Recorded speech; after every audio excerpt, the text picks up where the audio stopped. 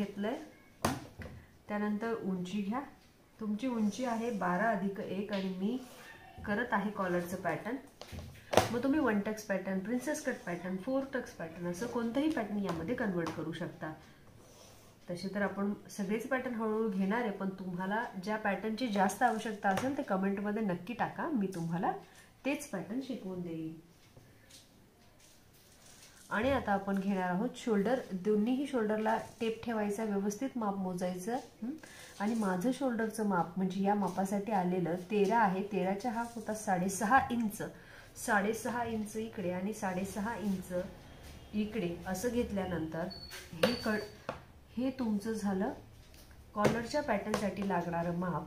अर्धा इंच घ्या, तिरकस रेषा ओढा आणि गळ्याची रुंदी ही कॉलरच्या पॅटर्नसाठी ज्याच्या त्याच्या मापासाठी फिक्स असते. तुम्ही जेव्हा माझ्याकडे पॅटर्न शिकणार त्यावेळेस याच्यातल्या सगळ्या मापांसाठी गळा, शोल्डर, बगल हे सगळं मी तुम्हाला लिहून देणार आहे. आत्ता मात्र या पॅटर्नसाठी 30च्या छातीसाठी आपल्याला 1.5 इंच इतक्या गळ्याची लांबी आवश्यक आहे. तुम्ही गळा कोणताही घेऊ शकता, गोल घ्या, पंचकोनी घ्या.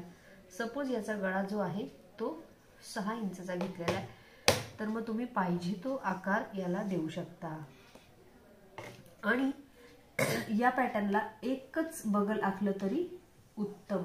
फक्त बगल आखताना जर चुन्या पडत असतील तर असं आतमध्ये जाऊन थोडंसं कोरा आणि इथून कापायला सुरुवात करा.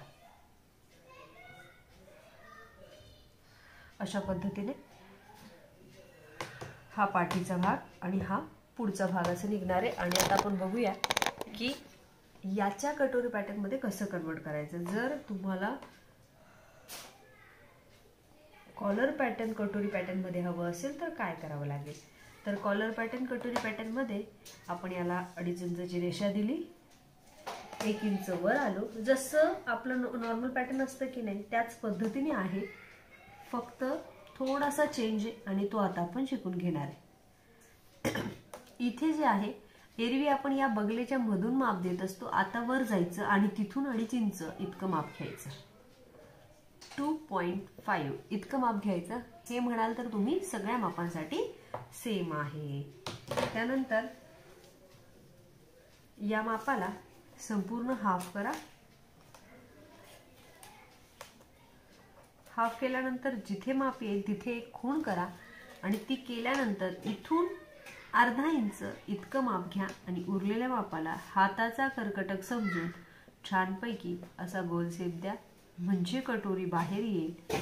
आणि ही झाली 30 छातीसाठी लागणारी कटोरी विथ कॉलर पॅटर्न. आणि कॉलर पॅटर्न आपलं कंप्लीट झाल्यानंतर याला मी कटिंग करून घेणार आहे. कटिंग करून झाल्यानंतर हे पॅटर्न कसं वाढवायचं ते बघूया. मग वाढवण्याची पद्धत सर्व कटोरींसाठी सेम आहे. फक्त मी त्याचा तुम्हाला ऑफलाईन आल्यानंतर चार्ट लिहून देत असते किंवा ऑनलाईन तुम्ही कोर्स केला तरी सुद्धा चार्ट लिहून देणार आहे. या मापासाठी 1.5 इंच 1.5 इतकं वाढवायचं आहे. अर्धा इंच इथे, अर्धा इंच इथे सर्कल द्या. इथे थोडंसं माप घ्या, तिरकस रेषा द्या. या संपूर्ण मापाच्या निम्मे करा. इथे सेंटर घ्या. हेच माप पुन्हा खाली घ्या, 1.5 इंच जोडा. आता तुम्ही म्हणाल याला टक्स कसा द्यायचा मग नेमका, तर टक्स असा द्यायचा की 1.5 अधिक 1 इंच म्हणजे टोटल माप तुमचं होतं 2.5 इंच. आणि इथे तुम्हाला साधारण 3 इंच इतका टक्स द्यायचा. 3च्या हाफ होता 1.5, इकडे 1.5 आणि म्हणून तुम्हाला इकडे 1.5 इकडे 1.5 असं माप देऊन हे पॅटर्न अशा पद्धतीने कव्हर करायचे की कटोरी अशी होईल. अशाच पद्धतीने आपण आणखीन माप शिकून घेऊ. आज आपण शिकत आहोत 30 छातीचं माप कॉलर पॅटर्न.